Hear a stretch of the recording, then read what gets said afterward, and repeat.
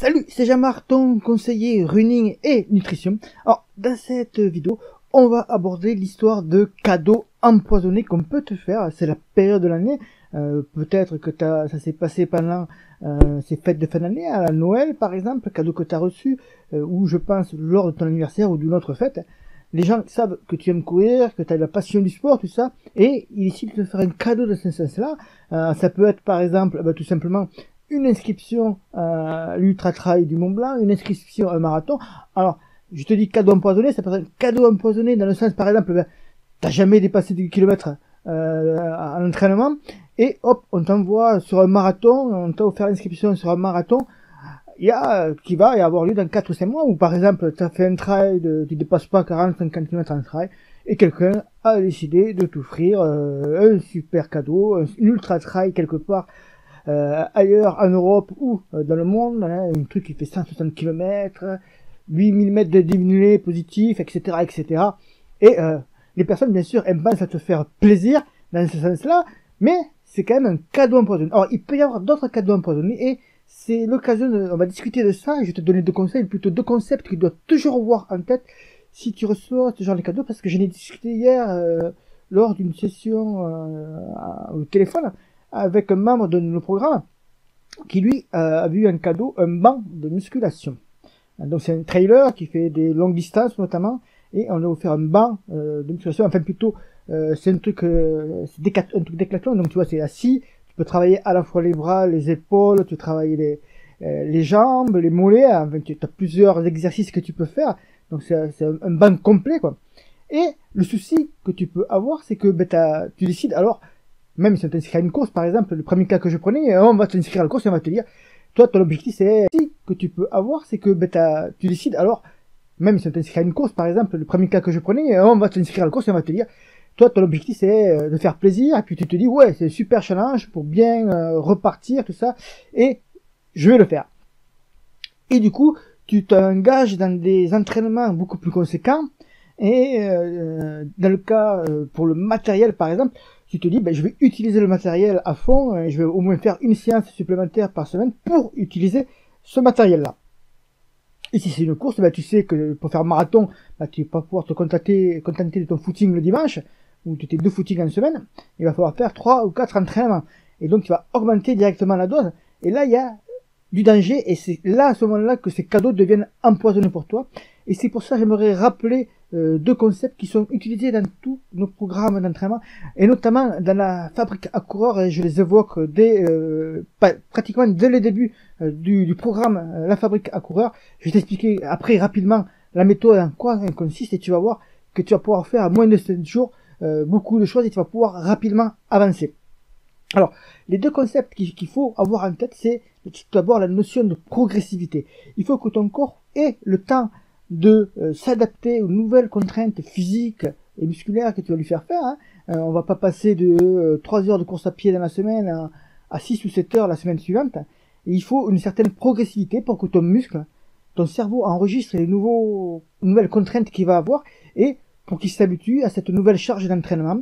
Et petit à petit, en s'habituant à cette nouvelle charge d'entraînement, tu vas pouvoir progressivement augmenter l'intensité, le volume, ou d'autres leviers que tu veux activer pour progresser en course à pied, ou pour réaliser ces objectifs-là, les objectifs que tu souhaites en fait. Et ça, c'est le premier levier très important, c'est le levier de progressivité. Le deuxième levier, qui est aussi très important, et je t'en ai un petit peu parlé là, c'est l'histoire du pic de charge d'entraînement. Passer d'une semaine à l'autre, de 3 heures à 6 heures, passer de 2 entraînements à 4 la semaine suivante, ça s'appelle un pic de charge, et des études scientifiques ont montré justement que sur ces pics de charge, tu avais de grandes chances de te blesser. Et c'est à ce moment-là qu'on se baisse le plus souvent d'ailleurs avec ces fameux pics de charge, parce que on passe rapidement d'une contrainte normale, on va dire, pour ton corps qui a l'habitude comment expliquer ça, qu'il a l'habitude d'assimiler, qu'il a l'habitude de travailler, et tout d'un coup tu vas lui changer toutes ces habitudes qu'il a, mais en augmentant trop fortement la dose. Et à ce moment-là, son premier réflexe, de se protéger, il va se blesser, ça va casser, ça peut être une déchirure, un claquage, tu peux très bien te faire une entorse également. Donc ces pics de charge, il faut faire vraiment très très attention. Beaucoup de monde, beaucoup de coureurs pensent que ouais, on se blesse parce qu'on court trop souvent ou parce qu'on est trop souvent en entraînement. C'est faux. C'est pas parce que tu t'entraînes 3 fois par semaine ou 4 fois par semaine que tu as plus de chances de te blesser que la personne qui s'entraîne qu'une ou 2 fois par semaine. Il y a des stratégies à mettre en place, c'est ce que je t'explique justement dans la fabrique à coureurs. Il y a des stratégies à mettre en place, elles sont très simples. Une fois que tu les connais, quel que soit le niveau où tu te trouves, hein, que tu sois un coureur débutant ou un coureur plus expérimenté qui court 40-50 km par semaine et qui veut ensuite augmenter pour progresser ou pour varier ses entraînements avec une séance supplémentaire comme en faisant du renforcement musculaire ou en utilisant un des cadeaux empoisonnés comme ce fameux banc de musculation. Donc, il y a des stratégies à mettre en place. Il faut respecter des concepts que je vais te parler, que je t'en parle dans la méthode, hein, concept de progressivité, surtout très très très important, concept de progressivité, et ce deuxième concept, on n'entend pas souvent parler, mais ce pic de charge, cette différence entre, cette différence trop brève et trop rapide, trop poussée, dans un laps de temps trop restreint, ça va forcément entraîner des blessures. Donc ça, c'est ces deux leviers qu'il faut vraiment faire attention pour éviter justement de te blesser ou de rencontrer les cas de surentraînement, d'avoir des fatigues, de coups de fatigue. Dans le cas du coureur avec qui j'ai discuté hier, on a décidé de mettre une stratégie en place. Hein. Il s'entraînait 3-4 fois par semaine et il a décidé d'intégrer du renforcement musculaire avec ce banc. Donc l'objectif qu'on s'est mis, c'est dans un premier temps de le faire en 2 paliers. Il a un plan d'entraînement, enfin il veut faire un trail de 40-50 km dans quelques mois. On a décidé de faire 2 paliers. Le premier palier, pendant 1 mois, il va faire durant une séance en plus de musculation, en plus de ses entraînements en course à pied, une séance de musculation où c'est qu'il va travailler l'ensemble des muscles pendant 15-30 minutes maximum. Il va travailler tous les muscles, ça peut être les épaules, les bras, les jambes bien sûr, les mollets, les poignets, etc. Il va travailler vraiment tous les muscles pour que son corps assimile de nouvelles contraintes et puis travaille différemment. Et pendant ce mois-là, il ne va pas en faire plus, il va pas faire la première semaine 30 ou 40 minutes de musculation, puis passer à 1 heure, puis 1 heure et demie, ou faire une séance 1 semaine, puis 2 semaines après. Non, il va rester sur le même truc. Au bout de 15 jours, 3 semaines, 1 mois, on va voir ensemble comment son corps a assimilé cette séance supplémentaire. Et à partir de là, je lui ai proposé de partir sur un plan d'entraînement qu'il trouve dans un de nos programmes spécifiques trail par exemple, de partir sur cet objectif-là pour le trail et de transférer sa séance de musculation qu'il avait l'habitude de faire, de travailler un petit peu tous les muscles, toutes les parties du corps, de les transformer en une séance de musculation plus spécifique sur les jambes par exemple, plus spécifique trail, renforcement des mollets, renforcement des cuisses, des ischios, etc., etc. Et donc ainsi, en faisant ce palier très progressif, hein, il va garder la même séance, peut-être augmenter d'une demi-heure, passer à 40 minutes, mais on va cibler plus les muscles et plus l'entraînement spécifique, parce qu'on va entraîner la préparation spécifique de son trail, qui va durer 2 mois et demi, 3 mois, pour l'amener en pleine forme le jour J. Donc ça, c'est quelque chose à intégrer. Là, on a intégré les principes tout simplement de progressivité et on évite le fameux pic de charge ainsi. Et au bout de 15 jours, 3 semaines, on fait un point pour savoir ce qu'il peut faire ou ce qu'il doit faire par rapport au plan d'entraînement que nous avons préparé, par exemple, avec Frédéric Hulin, dans nos différents programmes d'entraînement.